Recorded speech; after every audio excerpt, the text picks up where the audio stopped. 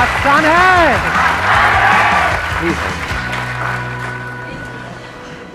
Love you sir. Love you too. Sir big fan, sir big fan. बाकी सब यहाँ time pass के लिए आए।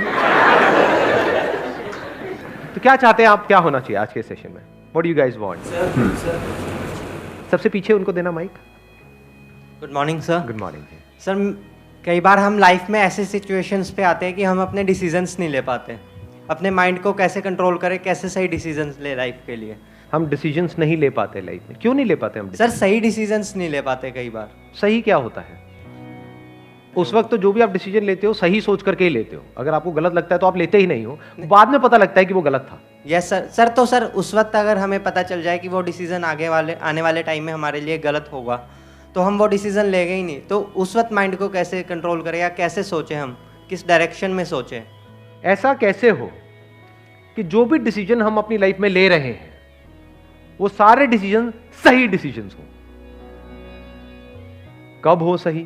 शॉर्ट टर्म में हो सकता है वो गलत भी लगेंगे, लेकिन आने वाले 20 साल बाद, आज मान लो आपकी एज है 20 साल, ठीक है? यहां पर जो एज ग्रुप है अभी आज के सेशन की वो है 18 से 20 साल के बीच में। तो 20 साल बाद जब आप पीछे मुड़ करके देखो तो you must have that sense of satisfaction with in कि जो भी डिसीजंस मैंने अपनी लाइफ में लिए वो सब सही थे, क्योंकि अगर वो सब नहीं लिए होते तो आज मैं यहां पर नहीं होता। ये बेटर है या फिर 20 साल बाद बैठ करके रिग्रेट करो यार ये मैंने क्या कर दिया? तो क्या ज्यादा इंपॉर्टेंट है? समझ रहे हो या नहीं? आ रहा है समझ? दोनों में फर्क देख पा रहे हो? दोनों में जमीन आसमान का फर्क है। एक है शॉर्ट टर्म में जो आप चाहते हो वो हो भी गया तो आपको क्या लगेगा? जो मैं चाहता था वो हो गया, तो डिसीजन सही है गलत है? सही है। लेकिन 20 साल बाद रिग्रेट होगा कि क्यों हो गया ये। देखो एक लाइन बोलता हूं, उससे शायद क्लियर होगा कि मेरे माइंड में क्या थॉट आ रहा है ये टॉपिक सुन करके। 90% से ज्यादा लोग इसलिए नहीं फेल होते हैं लाइफ में कि वो बहुत बड़ा सोचते हैं और उसको अचीव नहीं कर पाते हैं। वो इसलिए फेल होते हैं क्योंकि वो बहुत छोटा सोचते हैं और उसको अचीव कर लेते हैं।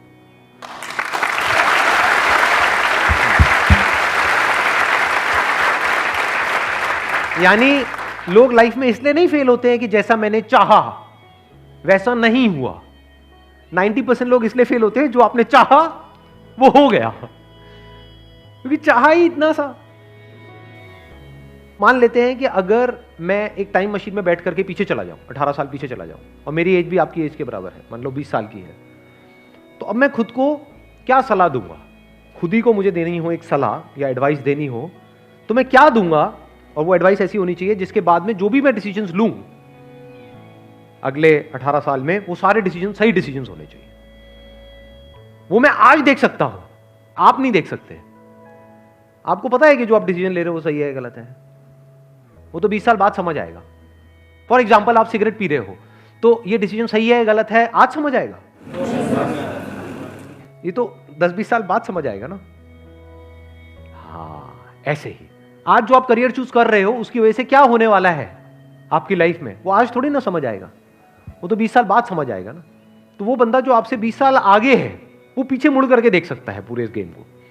उसको पता है क्योंकि उसने ऑब्जर्व किया है अपनी भी लाइफ को और अपने फ्रेंड्स की भी लाइफ को। उसको पता है कि क्या डिसीजन सही होते हैं लॉन्ग टर्म में और क्या गलत होते हैं। शॉर्ट टर्म में जो सही लग रहे होते हैं वो सब गलत हो जाते हैं। देखो मैं आपको एग्जैक्ट एग्जांपल देता हूं, उससे आपका माइंड क्लियर होगा। 12th के बाद में मैं अपने एक फ्रेंड के साथ में गया था, मैंने अपने किसी सेशन में बताया भी था इसके लिए। एक जॉब इंटरव्यू के लिए गया था मैं, वो मेरा पहला और आखिरी जॉब इंटरव्यू था। एक कॉल सेंटर के लिए गया था, तो वहां पे गया, मेरा पहला राउंड क्लियर हो गया था, दूसरे राउंड में मैं बाहर हो गया था। तो वहां पे जाना इंटरव्यू देने के लिए, क्या ये मेरा सही डिसीजन था या गलत था? सही था, सही था, सही था सर, सही डिसीजन था सर।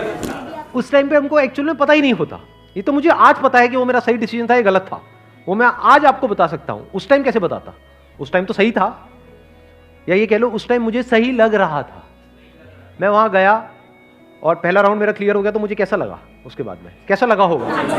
बहुत सही लगा कि हजारों में से कुछ 100-200 सिलेक्ट हुए, उसमें मैं आ गया। दूसरे राउंड में जब बाहर हो गया तब मेरे को कैसा लगा होगा? बहुत गुस्सा आया होगा।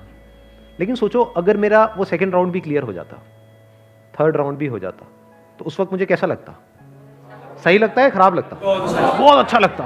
मैं क्या बोलता कि ये मेरा सही डिसीजन है, गलत डिसीजन है। उस टाइम के लिए सही है सर। बट अगर मैं आज वो डिसीजन ले लिया होता और मेरा वहां पे सिलेक्शन हो गया होता और मैं उस कॉल सेंटर में जॉब कर रहा होता, तो आज मैं जब 38 साल का होता, तो अव्वल तो ये सब जो भी कुछ हो रहा है ये सब कुछ होता। No sir. तो आज मैं क्या कहता कि वो मेरा सही डिसीजन था या गलत था सही था सर। या बहुत गलत था।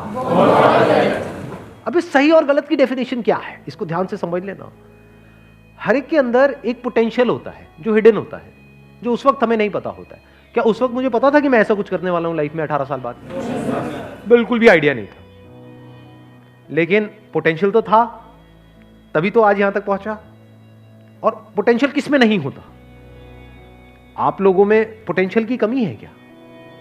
पोटेंशियल मतलब क्या कि अगर आपको अच्छे से ट्रेन किया जाए, अच्छे से आपको ग्रूम किया जाए, अच्छे से आपको नॉलेज दी जाए, आपकी स्किल्स के ऊपर काम किया जाए, तो किसी भी एक की मैं बात करूं, यहां पर कोई भी हो, वो किस लेवल तक आगे जा सकता है?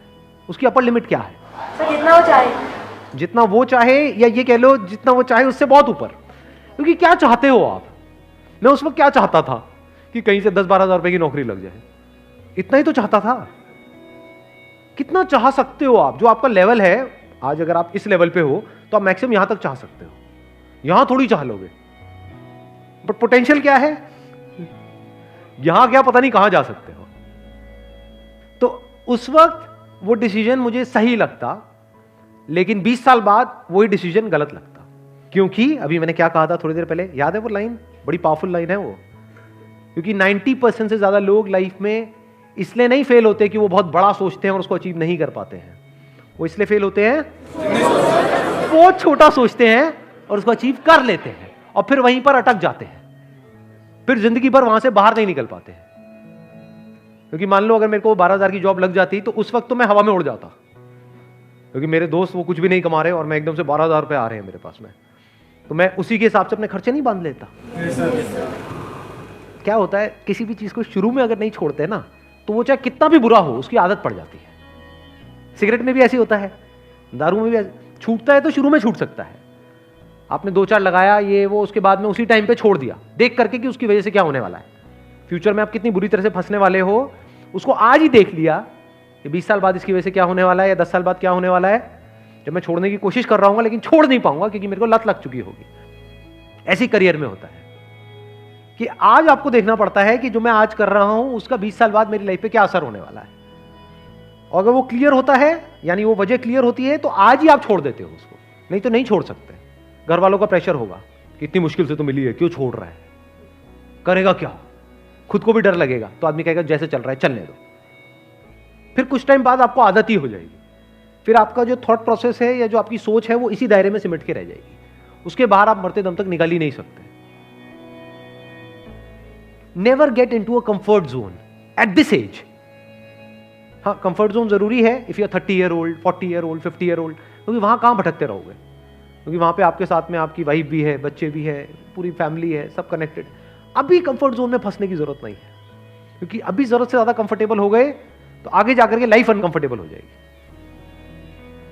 लाइफ में आगे बढ़ने के लिए ये इंपॉर्टेंट नहीं है कि आप क्या करते हो, ये ज्यादा इंपॉर्टेंट है कि आप क्या छोड़ते हो। ये बातें आज मैं देख सकता हूं, आप नहीं देख सकते इन सारी बातों। बहुत कुछ छोड़ना पड़ता है अलग अलग लेवल पे, तभी आप नेक्स्ट लेवल पे जा सकते हो। अगर एक लेवल से आप चिपक जाओगे तो उसके अगले लेवल पे कभी नहीं जा सकते।